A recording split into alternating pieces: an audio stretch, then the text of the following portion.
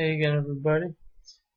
Today we're gonna actually be talking. Before I get into anything, I want to put out a video about the very basics of Photoshop, and I might actually go over Sketchbook too for you people who don't want to buy Photoshop for whatever reason. So at the end, I might go over that, but it's gonna mostly be Photoshop. I just want to go over the very basics. So if you already know everything, if you already know the basic tools of how to use Photoshop, you don't really need this video. You don't really have to watch it. It's just a quick little video. So basically anyone can watch this channel and follow along with what we do.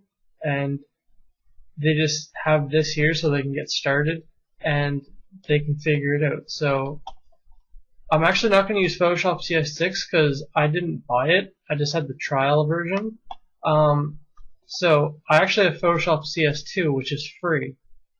So anyone can get this. You go on Adobe.com and they have free version of CS2, and it's just as good as CS6. The only thing that's missing, really, they put in little things over the versions, but the only thing that I actually miss from CS6 is the rotate canvas, which is nice because if you're drawing or whatever and you get an awkward pose with the tablet, it's really, really nice, but it's not worth like $800, so I just use CS2. So this is the setup of CS2, and it looks the same pretty much all throughout every Photoshop version.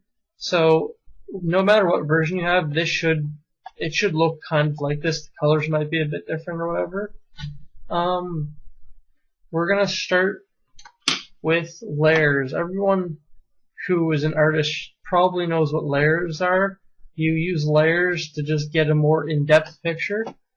I'm actually gonna you go up here to get a new document, new, and you can like pick the dimensions. I like to use really high resolution, which is basically how big it is, because the tools work a lot better. And just to let you know, none of this is scripted. It's really going to be a laid-back channel, just to hang out and get to know you guys. But the toolbar is over here when you start up Photoshop. These are all the tools you can use. Like I said, layers, and there's a color palette right here, which you later on you can add new color. So let me show you. I'll show you how to add a new color.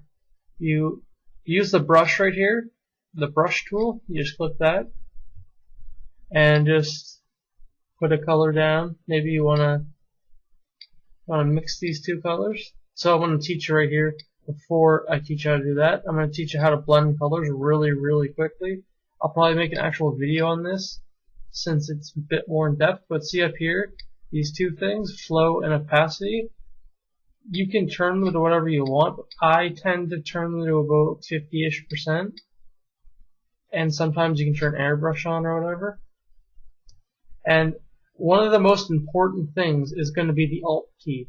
The Alt key brings up the eyedropper, which is to pick color. It's going to be very essential, so you're going to have to know that. The Alt key. It's going to be really repetitive if you keep going over here and clicking it and bringing it back. Just use the Alt key. Get to know the Alt key. It's going to be your favorite key. Just use it. So what I'm doing here is I basically took one of these colors, I put it on and made a new color. I Alt keyed that and I just spread it around. And say you take this color, you go like that, and mix another new color. And you just keep doing that, and you can make it. This is how people make gradients. You can just make it as smooth as you like. It doesn't really matter. It's your preference, but that's the basics of blending in Photoshop. So if you want to like make a smooth gradient without making it look really mechanical and everything like that, that's what you do. So to make a new color, if you want to save a color, you really like a color and you want to save it, you go down here once you pick the color, and you go new color, and it just adds it to that palette. That's it. And you get the eraser tool, obviously. And one thing you're going to want to do, I really like shortcuts. they're really good. They make your painting faster. I think it's in keyboard shortcuts. You go into there and you just look around, and you can switch around whatever you want, but just get used to using keyboard shortcuts. The main ones I use are the Alt key. Everyone uses Alt key. Use Alt key. But the two main ones I use is make brush bigger and make brush smaller, which I have set to X and C just because they're really close to the Alt key. C's for bigger and X's for smaller. It's just really helpful, so you don't have to keep going back and forth, because that gets really annoying. Those, you get the brushes up here, so these are all brushes and stuff. The main ones you're going to be using are the hard round, so this is basically what I had already. The hard round, just turn that back up. So, yeah, hard round brush, that's what it looks like, and you can get it look better, like different opacities and stuff. And the soft brush. I really like this brush, I use it a lot, but I've tried to get into using the soft brush more. This is what the soft brush looks like. It's really good for getting a really smooth gradation if you want that into your work. If you want it to look really smooth, you can use this to blend instead of this one.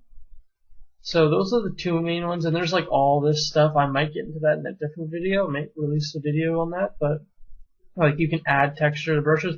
This is all for making custom brushes, really.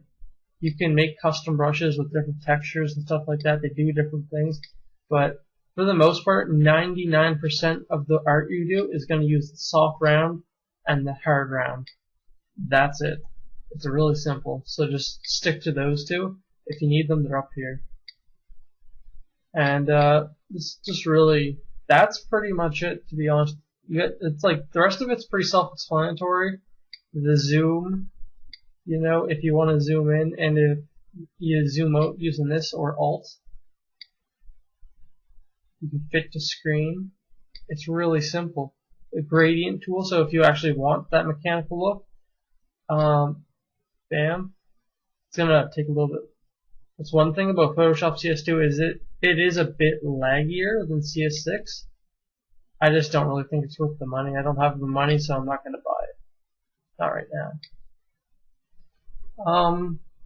That's pretty much it for Photoshop, the very basics. So if you want to follow along with these videos, you might not even be a digital artist right now. You might do a lot of traditional work.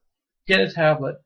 Ask your parents. Just go out and buy one if you have the money. You can get cheap ones for $50, and you will love it. I didn't really like art very much, but then I got a tablet and I fell in love. I do it every day now, so try it.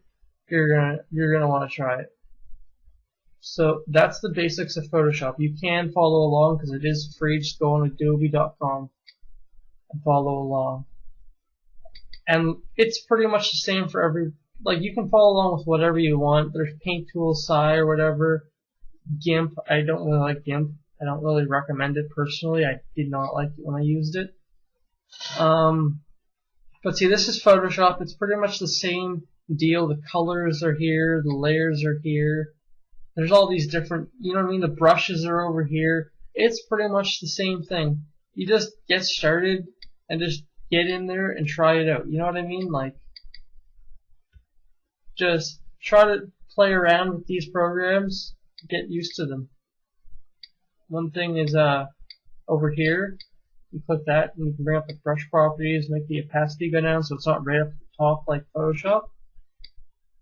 But